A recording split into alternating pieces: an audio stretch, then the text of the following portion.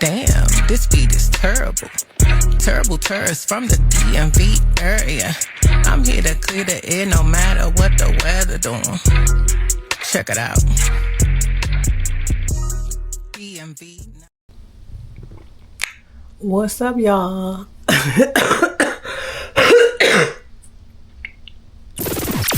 It's Mommy Mixtapes, and this is not AI. This is a real black woman with a whole lot of motherfucking issues. But I don't drive an Altima, and I'm not in a monkey suit. So much has changed since we last talked. Have y'all seen those AI videos going around? Now, I follow Bigfoot's page, the Bigfoot that runs around in the forest with the pink backpack and the little pink Stanley cup and exploring around, and never once did I have in my mind like this was a racist type thing until I saw these new AI videos about the women in the Altima. They running over crowds of people, running through banks, cussing and fussing, just talking crazy. Quandale, I'm about to pull up. Tell Shanae. Plenty of room. Dead ass. Ugh, they literally just walked right out. Hey, hold on, Quanda. I'm finna get some chicken. You want any, girl? Then it got even worse with these groups of like gorillas, but all of them have the voice of a black female, and the content is very much something stolen from either Black women's conversation or it's just real clear the dialect and what they're trying to do. And so my probation officer called. Good news, I ain't got to do no more community service. Bad news, that's because there's a new warrant out for my arrest. And as much as I've been a fan of AI since the beginning, just because, if you don't know already, I have a master's degree in cybersecurity management and policy. What do that mean? I don't fucking know, because nobody won't give me no job. We're going to get there in a minute. But so I've always been one who is a supporter of technology and new innovative things. But when you use a tool to do something like that, it just goes to show you the climate that we're in the United States of America. Let's just say that. And speaking of United States of America, Donald Trump is treating this thing like it's season 2025 of The Apprentice, right? We have two countries that have been fighting so long and so hard that they don't know what the they're doing. Do you understand that? Laying off people left and right. We thought just the government workers for a very, very long time, until it happened to someone like myself who was working for a consulting firm, a major government consulting firm, not on a specific contract of interest, but I did have that DEI branding stamp on me just because I worked in an office that was looking for diverse suppliers. That no longer became a point of interest. I think with the changes to government contracting and the loss of a lot of work, major companies like the one that I was working for had to bunker down and really work with what they had. And so with that being said, guess who was laid off? Now, you might say, you've been laid off, so you probably feel bad.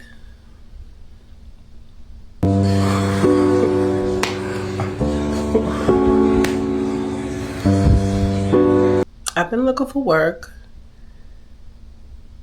but have you ever been on Indeed applying for jobs and the job was posted an hour ago and there's already 100 applicants to that specific job?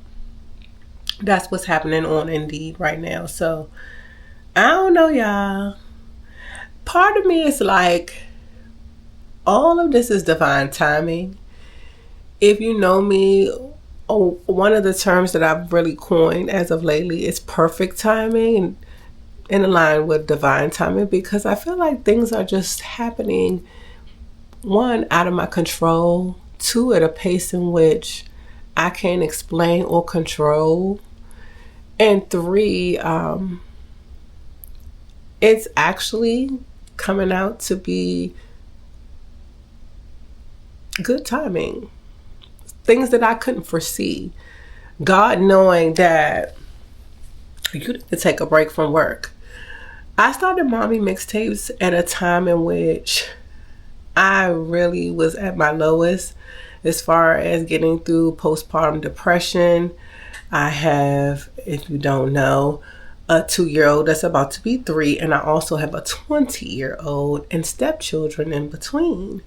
So with that being said, I felt a lot of stressors trying to start over and just getting back in the day-to-day of having a toddler, getting them to daycare, packing the lunches, doing the things.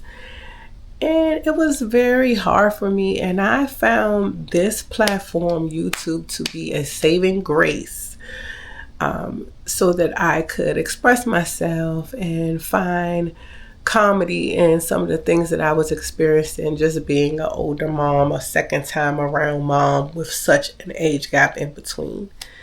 And so I also feel like God just maybe halted what I was doing career-wise so that I can focus on this. However, it's been a couple of weeks before I could actually sit down and get in front of this camera and talk to you all. And I think because I really just needed some time to settle.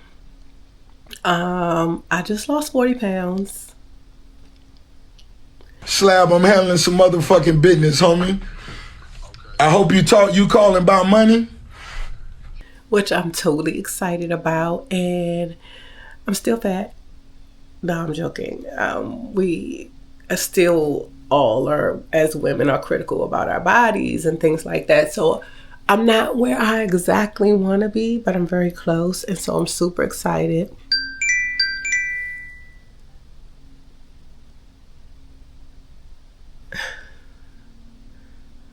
And so, yeah, that working out, fitness, eating healthy, all of those things have really started to make me feel so much better. Surprisingly, not depressed about losing my job. You know, it's not the first time I've lost a job.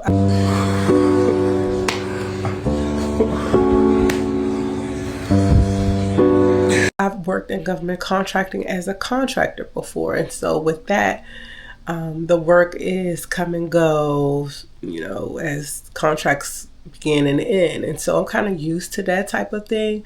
Now, this is a little different because I have a kid in college, one in daycare, and a ton of bills. So I'm not saying it's the perfect timing to be without a job, but what I am saying is I am happy for my specific situation, which I have the support of my family and friends, and that I can currently just keep forth with my plan for diet and exercise, which has really been helping me feel really good. Okay. And I'm reading from my phone when I look down because I'm getting old. Now, so I've really been focusing on doing the things that can keep me intact while I look for employment. And with that being said, one of the highlights of my day-to-day has become Love Island. I jokingly call it Lust Island so much that I start to believe that's the name. My teenage daughter has me watching it, and let's just say this. I came in episode 15. This is a daily show if you don't know. And this, I'm talking to my moms who don't have time to zone in on this bullshit. Like, you probably see it on Instagram, you see the TikToks, but you really just don't know what the fuck anybody's talking about, because that's how it started for me.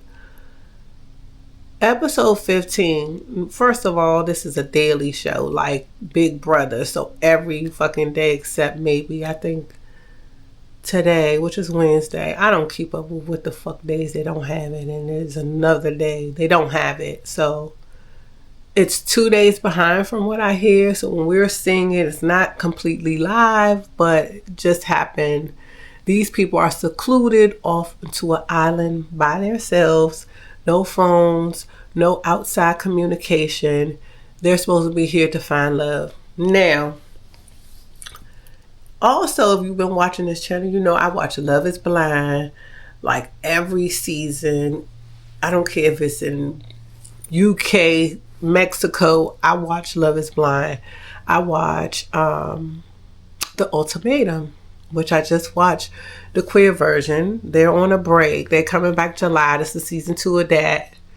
Love shows. Married at First Sight, another one. And I think that's gone away. But I was a huge fan of Married at First Sight. Just about every season.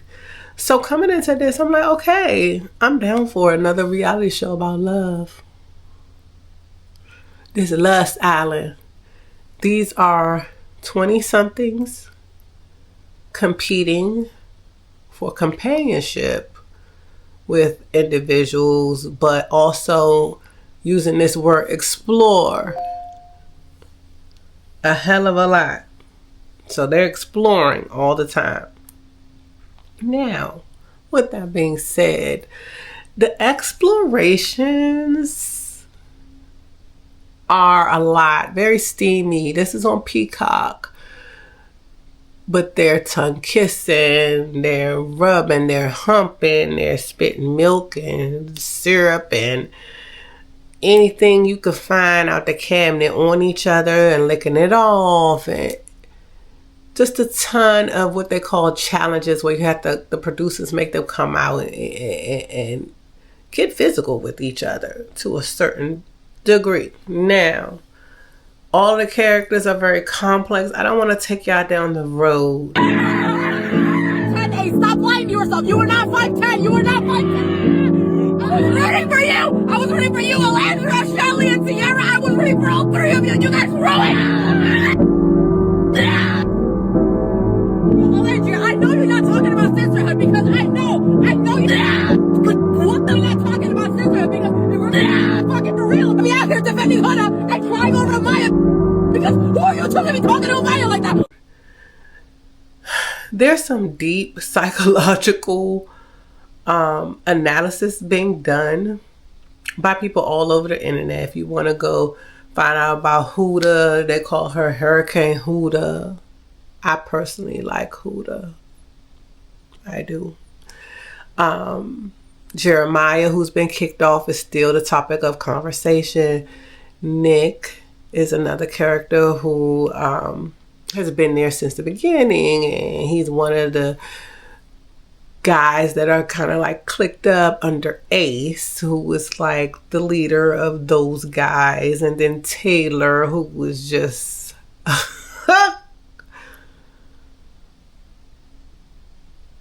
I don't want to go down the same path of just disrespecting all these people and talk about them crazy based on these experiences we're seeing them go through in these very specific arrangements. It's not normal everyday life, but Taylor is hilarious with regard to his loyalty to Alandria, who was originally there, and they coupled up very early on.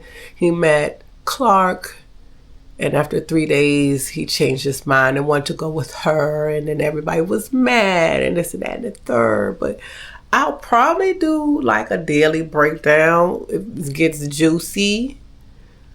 But just know, I think the show is for all ages. Even though they're 20-something, there's a lot to learn from the show. I would say the number one rule that I've learned thus far from watching it is these hoes not loyal. And these niggas ain't shit. I hate niggas, I can't help it, they don't. I hate niggas, I can't help it, they annoying. I want them dead, kill them all, like get them gone. Run them over, run his pockets, run them over, run their pockets, make them feel that. Two rules. I'm just saying, because at the end of the day, the guys will click up and take up for themselves before they take up for their own damn woman on this show. Just saying. So, I like Lustfull Island. Meg Thee Stallion was there. I thought that was so hot. I loved it. Alandria was talking to Meg a little bit crazy because she didn't really have her pick to win the tour contest. And I was like, who you talking to, Lane? But we all love Alandria. I mean, she's a beautiful woman. All the women are beautiful. I did not mention Shelly, who is like a fan favorite. I would say she's like girl around the corner, beautiful girl, liked by many. A little delulu about the game, because this is the thing. You're supposed to couple up, but then explore. And then everyone seems to get mad if you couple up and actually find the love that you're supposed to be looking for. And it's usually because they also would like to have a chance with that particular person. And there's just a lot of hypocritical treatment happening depending on who's doing what. But anyway, Lustfull Island was really good. Let's be real though. I have to say the rap girls are taking over the summer once again.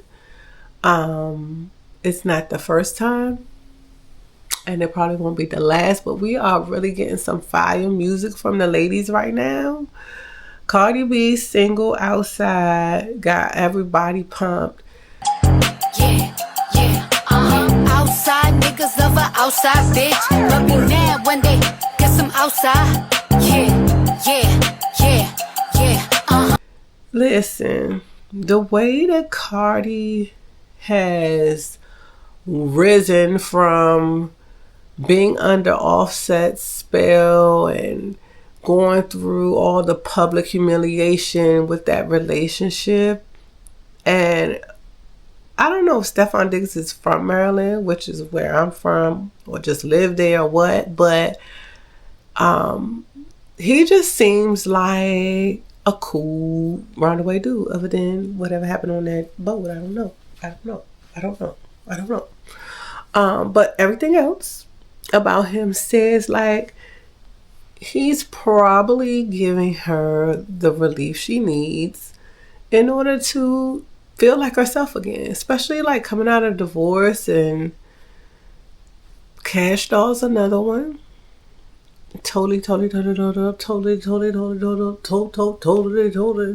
Every time I see her on the red carpet with her dude, or I see them out and about, and his interactions with her say he loves who she is and very supportive is what I see. I mean, we don't know these people, but he looks like a very supportive person. It looks like what she needs.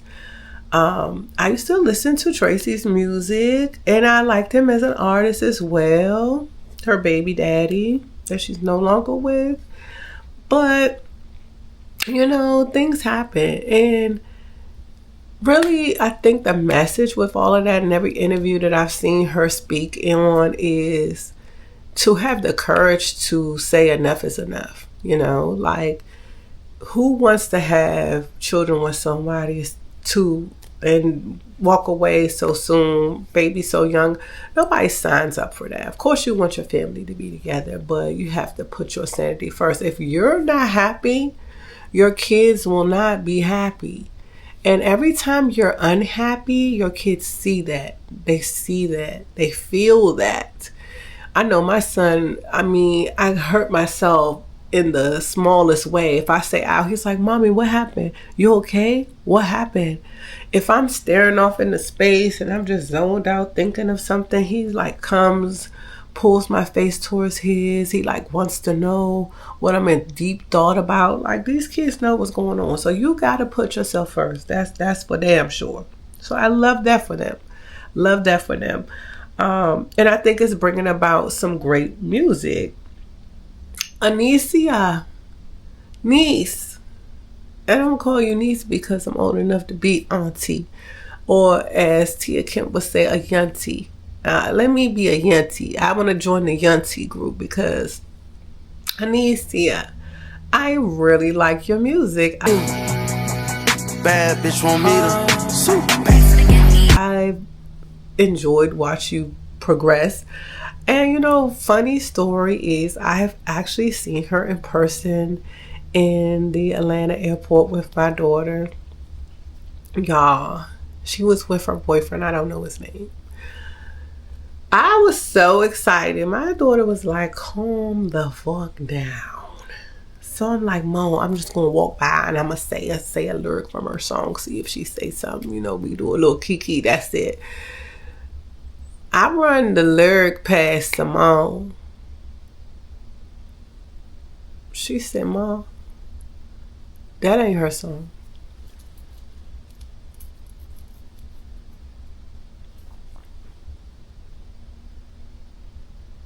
Can you imagine the embarrassment I would have been feeling to say somebody else's lyrics to this girl? And that's why I just need to shut the fuck up sometimes and remember my yuntie space. But I'm going to tell you though, I know her music. I got confused. I got a playlist I've been working out to. There's a lot of shit on there. And for some reason, I ain't even gonna say who it was or what it was, but for some reason,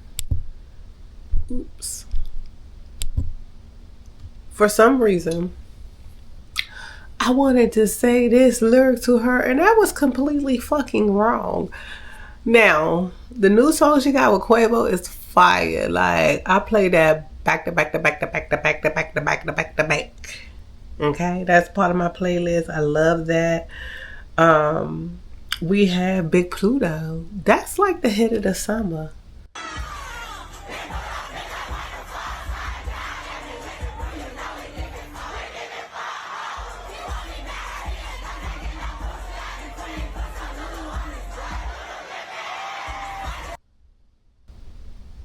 Can't get no coochie out the Lulu. Imagine if she had said, put some Brandon Blackwood on it. Brandon Blackwood. The only critique I would have for our beautiful black queens that are coming out is to like think of product development, think of product placement, think of the support and where they want to put it, because sometimes we don't know the power of our voice. Like, we really don't know the power of our voice. She's saying that because she would go to the store and get some Lululemon. She want the nigga to really buy the Lululemon, but you know what's crazy? She may not know the Lululemon apparently don't even fuck with us. She might not even know that. But I'm just saying this to say, beautiful black women, our rap queens, our influencers, our bank tellers, damn drive-through workers, your voice is powerful. You know, we are really the leaders of the marketing world. We are the reason why they walking around playing them AI damn gorilla fucking videos with our voices, with bonnets on, doing the shit that we do. They really following us. So just keep that in mind, and we should keep uplifting ourselves and each other. I'm just thinking, you know, other than that, I don't give a fuck. I love the song. I fucking love it. She could have said Lululemon. She could have said goddamn, I ain't gonna say Target. Y'all been to Target? Anyway, we just got some powerful voices. Baby Tate. If you're not a Baby Tate fan, because Baby Tate, I first kind of learned of her on Love and Hip Hop, but I follow her on Instagram and I totally love her as an artist. Like, I love her visuals. I love everything she does, and as far as like music and stuff. And now she's having a baby. Congrats to her. I mean, we're seeing the rap girlies time after time showing and proving that you can work, you can have these babies and still have your life. And so it's so inspiring. It's very pioneering, because we really were kind of brainwashed to believe that once you get pregnant and have a kid, that you no longer can have an entertainment career. That goes down to acting, that pretty much anything that would take away your time from the art and the craft. And so I love that Flo Milli just had a baby. I love that what's the other girl with the dreads? The young girl with the dreads. I'll find her name, but I love that she just had. I just love that these women are actually exploring having their families and not putting it off. And putting it off is okay for some. I can speak because I'm on, I feel like, two sides of the spectrum. And even though I did not have my first daughter too young either, I was 27. I mean, 27 and 40 something, having another one, 43. It just goes to show, like, I would say advice to anyone who wants to start a family, there's never a perfect time. There's just no such thing. It's like, what we do is we have those kids and we make it work. Now, I'm not saying go have one if you don't have a desire to have one, or if you don't understand that it's going to take up a lot of your time and efforts. It's a lot of work, but I just say you could do it. It can be done. And yeah, tune back in. Mommy Mixtapes is becoming a fucking trap album. And if you ain't heard my single yet, go check that shit out. Terrible the DMV anthem. Hold up. Security, I need you up here. Wait a minute, because I had $500 up here, and I don't know who took my $500, and I'm looking for somebody. I came all the way from D.C., and I don't even have my EBT card with me, and y'all done stole my money. Let me see if I can find. I'm looking for the Hey. My daughter said it sounded like some kindergarten style type rap, but let me tell y'all this. It's a true tutorial of what the fucking DMV means. If you've heard this debate about the DMV, what's the DMV, what's considered the DMV, is Baltimore the DMV, go listen to the song. Okay, it's just gonna break all that shit down, and we still gonna be recording. We're still making music. My daughter is starting to make music. I would love to be a momager. Love it.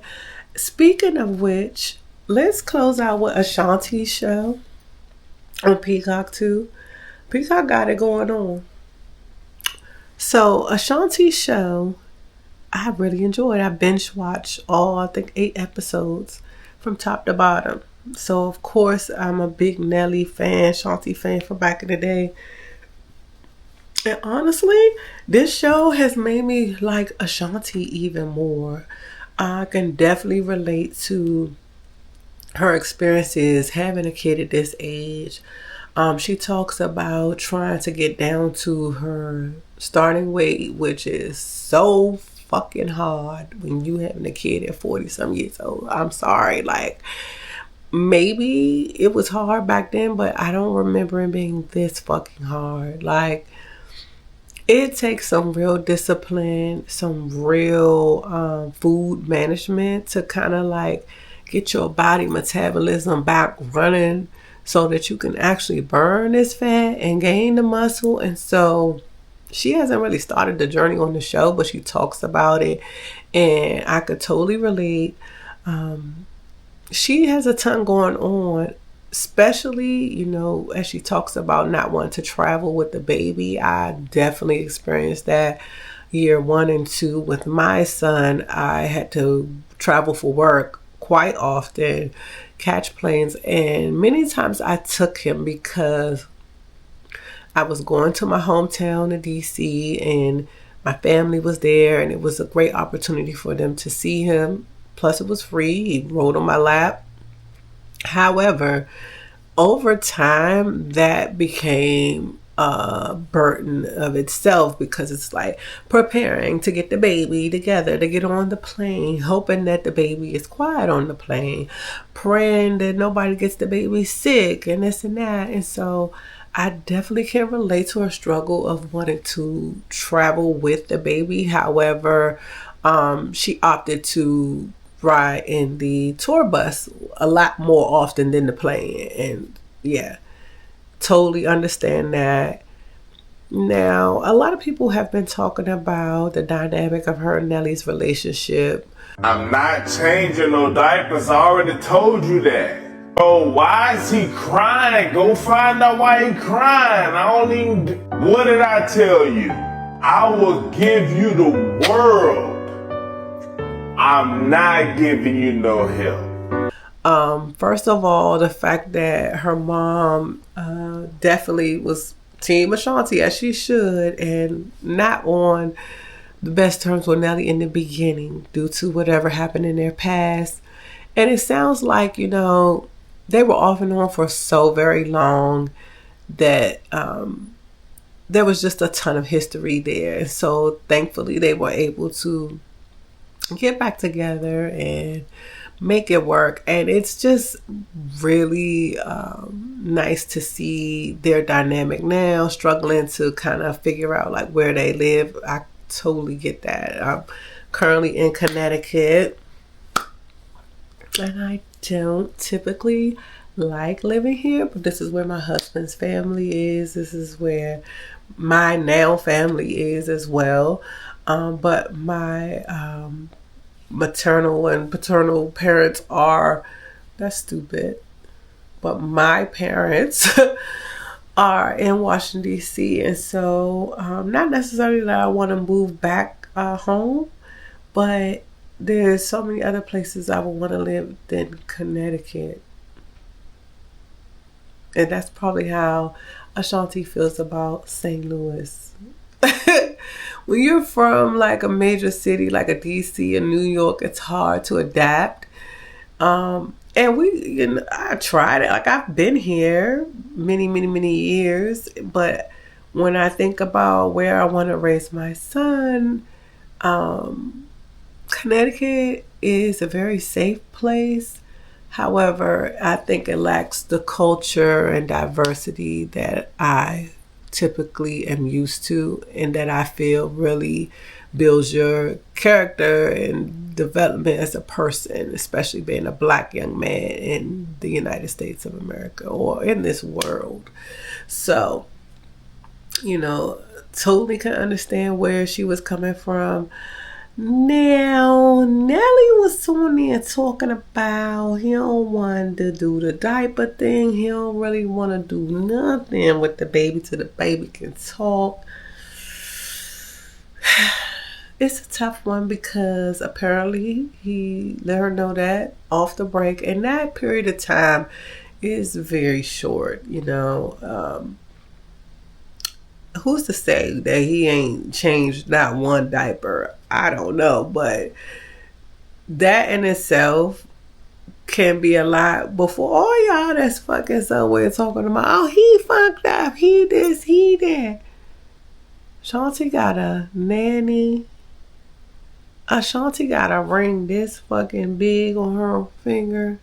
And Ashanti get gifts and trips and things all the time. She probably don't give a fuck about them diapers. Okay? She got help with the diapers. Okay?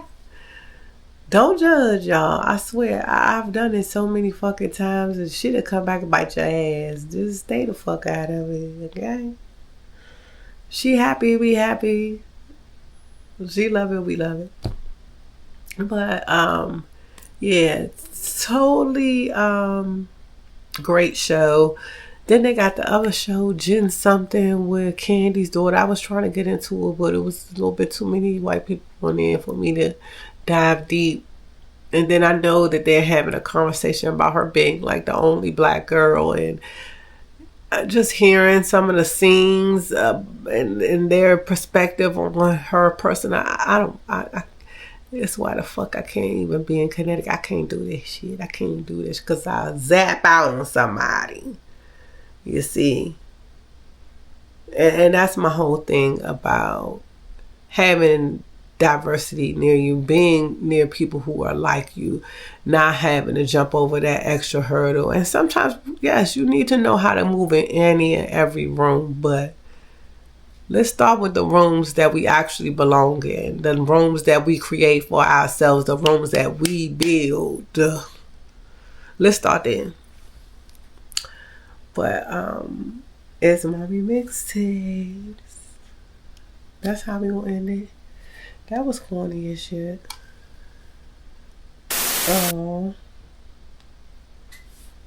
Till next time. Maybe we'll do some documentary type shit.